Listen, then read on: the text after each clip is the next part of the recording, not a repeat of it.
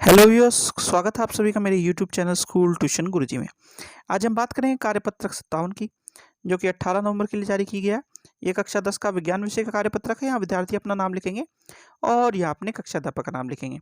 आज हम कार्यपत्रक में पढ़ेंगे प्रकाश का अपवर्तन। आइए देखते हैं, जानते हैं, समझते हैं कि इस कार्यपत्रक में आपके लिए क्या लिखा गया है। जब प्रकाश एक माध्यम से दूसरे माध्यम में तिरछा होकर जाता है तो दूसरे माध्यम में इसके जाने की दिशा में बदलाव होता है।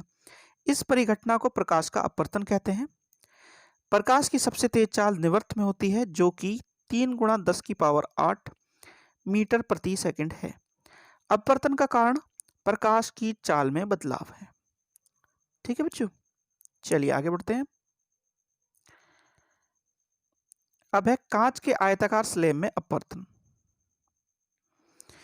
तो एक चीज समझ लीजिए, अभी जब ऊपर हमने पढ़ा कि बाहर जो है वायु है, अंदर ये कांच है।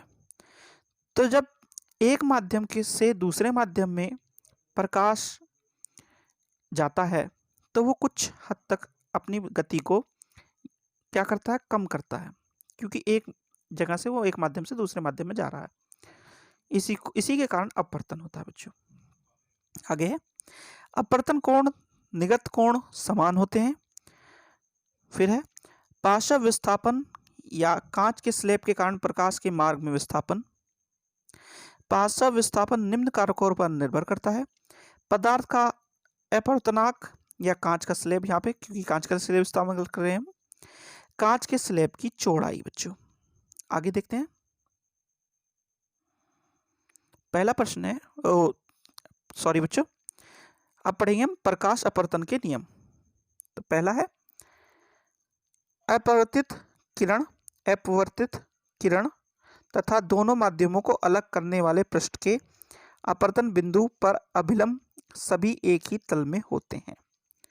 आगे प्रकाश के निश्चित रंग तथा माध्यमों के युग्म के लिए साइन आई बराबर अपवर्तन कोण तथा साइन आर बराबर अपवर्तन कोण का अनुपात स्थिर होता है। इस नियम को स्नेल का नियम भी कहते हैं। स्थिरांक होता है साइन आई बटे साइन आर। ठीक है बच्चों, चलिए आगे देखते हैं। अब है आपका अपवर्तनांक यानी एन, जिसे एन से दर्शाया जाता है। अपवर्तनांक एन माध्यमों के युग में प्रकाश की गति के अनुपात को अपवर्तनांक कहते हैं। इसका फॉर्मूला है एन बराबर माध्यम 1 में प्रकाश की गति बटे माध्यम 2 में प्रकाश की गति। उदाहरण अगर आपको समझना हो तो पहला है यहाँ पे वायु और दूसरा है कांच। तो जब हमें ग्लास स्लैब का अगर अपवर्तनांक निकालना हो तो हम करेंगे एन बराबर माध्यम 1 यानी वायु में गति प्रकाश की, और दूसरा करेंगे माध्यम 2 में यानी प्रकाश की गति कांच में। बच्चों आगे है निरपेक्ष अपवर्तनांक। यदि माध्यम 1 वायु या निर्वात है तथा माध्यम 2 अपवर्तनांक निरपेक्ष अपवर्तनांक कहलाता है। एन बराबर सी बटे वी यानी प्रकाश की गति निर्वात में और माध्यम में। आगे है बच्चों प्रकाशित सघन माध्यम। दिए गए दो माध्यमों में जिसका अपवर्तनांक अधिक होता है उसे प्रकाशिक सघन माध्यम कहते हैं। दूसरा है अप्रकाशिक विरल माध्यम। दिए गए दो माध्यमों में जिसका अपवर्तनांक कम होता है उसे प्रकाशिक विरल माध्यम कहते हैं। आगे है जब प्रकाश किरण विरल से सघन माध्यम में जाती है तब उसकी चाल कम हो जाती है तथा अभिलंब की ओर वह झुक जाती है। ठीक है बच्चों, आगे है जब प्रकाश किरण सघन से विरल माध्यम में जाती है तब उसकी चाल अधिक हो जाती है तथा अभिलंब से दूर हट जाती है। और आखिरी है अब तक ज्ञात पदार्थों में हीरे का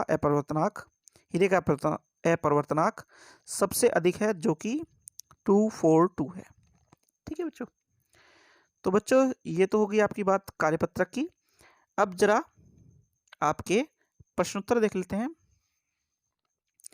पहला प्रश्न है यदि कांच का अपवर्तनांक 1.5 तथा c बराबर 3 गुणा 10 की पावर 8 मीटर प्रति सेकंड है तो कांच के में प्रकाश की चाल ज्ञात करें। तो इसके लिए आपका फॉर्मूला जो इस्तेमाल होगा या सूत्र इस्तेमाल होगा वो ये वाला है। तो करना क्या है आपको, n बराबर वायु बटे कांच, यानी प्रकाश की गति वायु में और प्रकाश की गति कांच में। तो हमें निकालना है ये, यानी कांच में। तो ये हो गया वायु में गति प्रकाश की बटे n। ठीक है बच्चों, तो जब ऐसा करेंगे तो हमें क्या मिलेगा देखते हैं। ये हमारा आ जाएगा क्या बराबर, यानी जो कांच में प्रकाश की चाल है बराबर 3 गुणा 10 की पावर 8 बटे 1.5। यह आ जाएगा 2 गुणा 10 की पावर 8। ठीक है बच्चों, आगे है प्रकाश अपवर्तन के नियम लिखें। तो प्रकाश अपवर्तन के ये नियम है, ये लिखने बच्चों आपको। फिर है कांच के स्लेब द्वारा प्रकाश के अपवर्तन का निम्नलिखित चित्र बनाएं, नामांकित चित्र बनाएं। तो इसमें ये बच्चों ये प्रैक्टिकल क्वेश्चन है आपका, इसमें आपको ये चित्र बनाना है। ठीक है बच्चों, तो बच्चों आपकी वर्कशीट हो गई कंप्लीट या कार्यपत्रक हो गया कंप्लीट। आशा करता हूँ आपको वीडियो अच्छी लगी होगी। अगर वीडियो अच्छी लगी हो तो चैनल को सब्सक्राइब करें, वीडियो को लाइक करें, शेयर करें। Thank you.